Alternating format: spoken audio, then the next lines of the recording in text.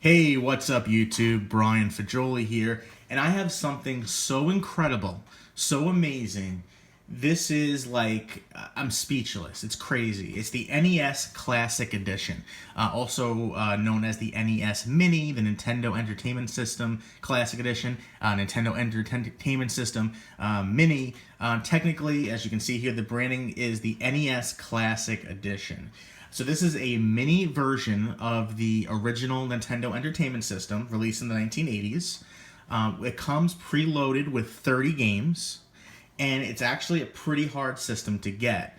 It's sold out pretty much everywhere. There was lines to get it. Came out this past week, and I was lucky enough to get one. So I'm going to do an unboxing because I really want to play this thing. I really want to play with it. So I want to get it unboxed ASAP so I can do that.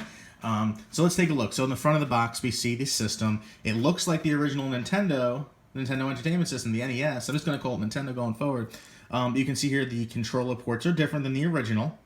It's more like the one that plugs into the bottom of the Wii controller. But let's take a look at the games that are included. Now, this is just some of them. Super Mario Brothers, of course, and I believe Super Mario Brothers 2 and 3 are included. We have the original Metroid, Pac-Man, Kirby's Adventure, Legend of Zelda, Donkey Kong. There's 30 games. On Beta News, we had an article about that that I will link to so you can see a full list of 30 games. I will tell you the one unfortunate thing is that it comes with Punch-Out with Mr. Dream. And when I was growing up, everybody had Punch-Out, Mike Tyson's Punch-Out. And, you know, Mike Tyson got into some legal trouble, so they ended up having Punch-Out with Mr. Dream. And unfortunately, that's the version that came here. So if you're a big fan of Mike Tyson's Punch-Out, it's pretty much the same game, except Mike Tyson is replaced with Mr. Dream. So let's go ahead and look at the box. So that's the front of the box. On the side here, I'm going to read this. It's a retro blast from the past with the return of the all-time fan favorite Nintendo Entertainment System. This mini-sized NES Classic Edition system is packed with 30 pre-installed classic Nintendo Entertainment System games from the 80s, fully loaded and ready to play with the original style NES controller, the classic controller. And there's also some additional languages here. It looks like French and then Spanish. On the back, we can see a lot of the games that are included. It looks like actually all of the games are included here. You know what? I'll read that too. Why the heck not? You guys can always fast forward if you're not interested in hearing me talk. We got Balloon Fight, Bubble Bobble, Castlevania, Castlevania 2, Simon's Quest, Donkey Kong, Donkey Kong Jr., Double Dragon 2, The Revenge, awesome game. Dr. Mario, another awesome game. Excitebike, holy cow, how many hours I spent playing Excitebike. Final Fantasy, not a big RPG fan, but Final Fantasy is there. We have Galaga, Ghost and Goblins, Gradius, Ice Climber, Kid Icarus, Kirby's Adventure, Mario Brothers. So the original Mario, not Super Mario Bros., but actually has Mario Brothers, which I actually had Mario Brothers for Atari back before I even got the NES. So Mario Brothers is there. Mega Man 2, Metroid, gotta have Metroid, Ninja Gaiden, Pac-Man, Punch-Out featuring Mr. Dream. Again, no Mike Tyson, but okay. Star Tropics, Super C. Super C, I think, is the only game I didn't recognize from the entire list. I don't know that I've ever heard of Super C.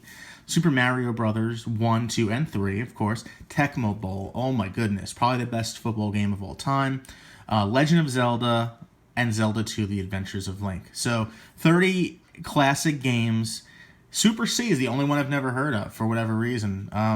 There's countless other great Nintendo games that aren't here, but you unfortunately can't load those. There's no cartridges. You can't add more games. It's the 30 games that come included, and that's it.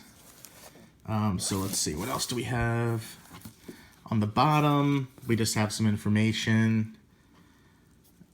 Nothing too exciting. HDMI we see here. So that's one of the big cool things about this is I still have a classic Nintendo, and they refreshed the Nintendo at one point in its life, and I actually have the refreshed model as well. Neither of those, of course, have HDMI, so if you want to hook them up to a modern TV, it's not going to look great, and you're going to have to get some old-fashioned, red, white, yellow cables that nobody uses anymore. But this has HDMI and this pixel-perfect technology, which makes the games look phenomenal on your new TVs. So let's go ahead and keep unboxing here. I don't want to ruin the box. There we go. And this is a collector's item. You know, it's so far, it's hard to get. Will they make more? Of course they will. But this is something special. I'm going to save the box and keep it pretty nice. I even considered at one point maybe I wouldn't even open it and keep it as a collector's item. But that's just silly. Things that are made to be collectible typically aren't collectible. So if you're buying this as a collector's item, you know, enjoy it for yourself, but don't think you're going to make millions of dollars off it in the future. That just is not going to happen. So let's go ahead and open up and see what we have here. So first thing I'm going to look at is this NES Classic Edition booklet. It's just a warranty and user agreement information, so we'll put that to the side. This looks like something really special in that it is a poster, unfortunately folded, and it shows the NES gun, which isn't included, which is unfortunate because Duck Hunt was probably one of my favorite Nintendo games, but it just won't work with that. You know, that gun won't work with modern TVs anyway, so not a huge deal. So we have how to start up the system here. I don't think we really need to read through that. We're smart people. If you're reading my, if you're watching my videos, you should be a smart person too and not need that. But wow. I want to keep this nice, guys. This poster here, it shows the Duck Hunt. It shows the NES controllers. Wow, really, really cool poster. Now you're playing with power since 1985. I want to keep this very nice. I'm going to put this to the side. Don't want that getting ruined. That's special to me. We also have here My Nintendo. Redeem these points for fun rewards. Your point code. I'm not going to redeem them, so if you're watching my video, if you want to redeem these fun points, you can get, I don't know what the heck you can get. So let's keep unboxing, guys. So on the right hand side here, how do I open this? Okay. We have, first things first, look, just pulling out here. Oh, I'm going to look at that a second. We have a USB power brick, which I'm going to tear into the bag like a gorilla. And it's just a basic USB power brick. Matter of fact, it's not even branded Nintendo. It's branded Lite-On. Lite-On is a company. I used to buy their optical drives back in the day. But there you go, Lite-On power brick. It's nothing special. It's kind of disappointing that Nintendo didn't brand this or make it look make it look special. But okay. Next up, we have inside the box. Put the console itself to the side. In the bottom of the box, we have a USB cable. I'm going to open up the Ziploc here. And don't worry, folks, I'll get to the console soon. I'm just doing the boring stuff first. As you can see, with that power brick, we also have a micro USB cable with the Type A. Now, from what I understand, you can use this power brick. However, if your TV has a USB port, you might be able to power this console off of your TV where you won't even need to plug it into the wall. I think that's pretty cool. So we have a power brick, we have a USB cable, and lastly in the box we have an HDMI cable, which a lot of people have a cable already, I'm sure. But this one actually looks pretty nice. It's actually branded Nintendo, and that's something special. If you can see that in the light there, it says HDMI on the top. And then underneath on this side, it says Nintendo. You can kind of see that. I'm trying to move it in the light.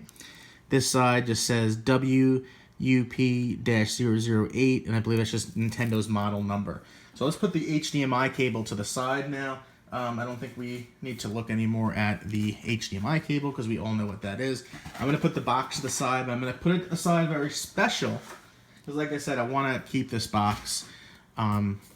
And keep it nice because this is a collector's item. And I say collector's item not meant for money, but just meant that it's something special to me. So we have two things here now wrapped in white foam, I guess you would call it.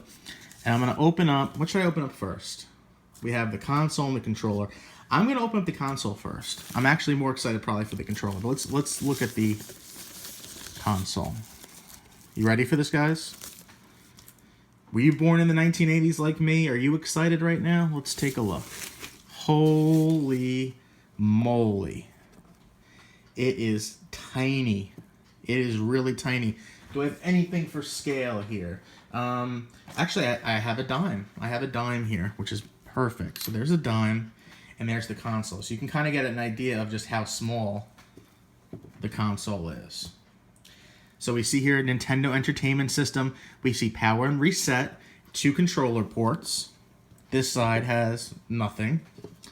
This side, now the rear, has the HDMI port and a micro USB port here as well to power it. Like I said, this should plug into the USB port in your TV if you have one and could potentially power the console. On the other side, we have nothing. On the bottom we just have some, it looks like a vent, but I'm not even sure if it's a real vent or just there for show. Let's see what else it says down here.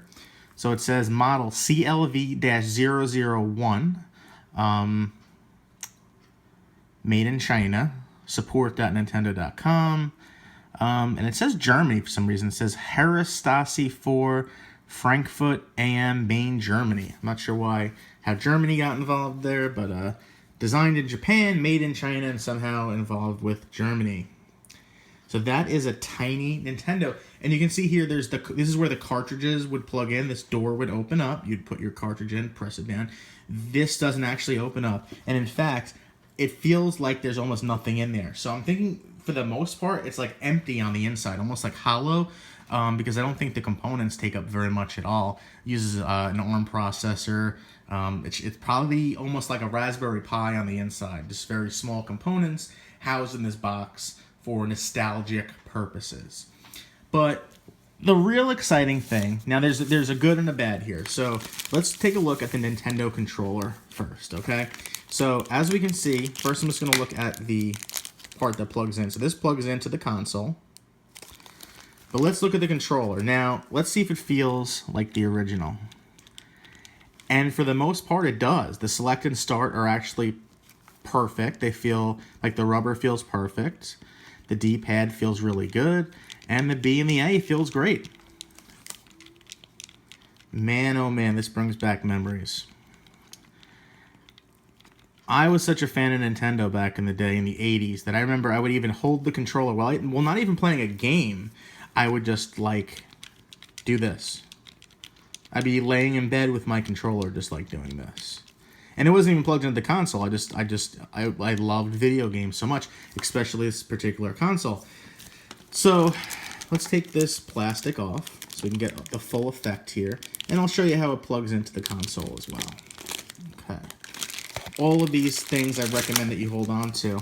Now I'm going to tell you the big problem with this console. So let's plug this in, okay?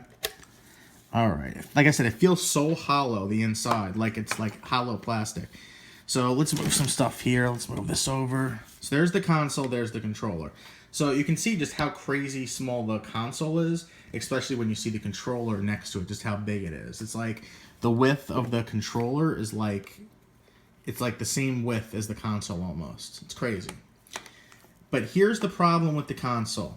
And the unfortunate thing is that the cable, and a lot of people have talked about how this is, the cable is 2.5 feet long. This is a problem. I mean, back in the day, my first Nintendo was hooked up to a 13-inch black and white TV for the most part, until I got a color TV later on. And the console would be kind of in the middle of the room, and, you'd kind of sit on the floor and you'd play it, or, whatever. Nowadays, I'm a grown guy. I got a living room with a couch, and I have a 65-inch curved 4K display. So my couches are like 15 feet from the TV, right? So the cable's 2.5 feet long, and my TV is 15 feet from my couches. So I can't even sit on my couch and play these games. So you go, okay, well, why don't you sit on the floor? Well, my TV's like on top of this like fake fireplace stand thing that's probably like 4 feet off the ground. So the controllers won't even reach the ground. So to play this, I would have to like get 2 kitchen chairs, I guess, and I can kind of sit in front of the TV. But only sitting 2.5 feet away from like a huge TV isn't ideal either. So, of course, Nintendo and third parties will sell some extender cables for this. The console itself only costs $60, so every time you buy something for it, it's kind of like decreases the overall value. So what do I mean by that? Well, if you're buying a $500 console and you need to buy a $10 extension cable, all right, for the grand scheme of things, $10 for a $500 console, no big deal. Once you buy 2 extension cables, let's say you buy 2 extension cables and they cost $10 each. Now you're just in $20. That's 30% of the price of the console on extension cables. See what I'm saying? Now, of course, also there's some third-party companies that are selling wired controllers. That's probably the route that I'll go, is I'll get like a wireless controller. But then again, if I want to play with somebody else, I'm going to need 2 controllers. So now I'm in again $20-$30 into wireless controllers for a console that only costs $60. It kind of feels crappy. I feel, but from a collector's point of view, I love this design. I love the controller. I'm excited to play the games. It's just they did not make it very easy for us to play the games. So it is. That's what it is. Maybe when they come out with a second version of this console, if they do, like a Model B or Model 2, they might make longer wires for the controllers and make it easier to play. But that's it, folks. That's the Nintendo Entertainment System Classic, the NES Classic Edition. 30 games built in. It looks like almost perfect to the original Nintendo, except for the rear, which has like HDMI, of course. The buttons.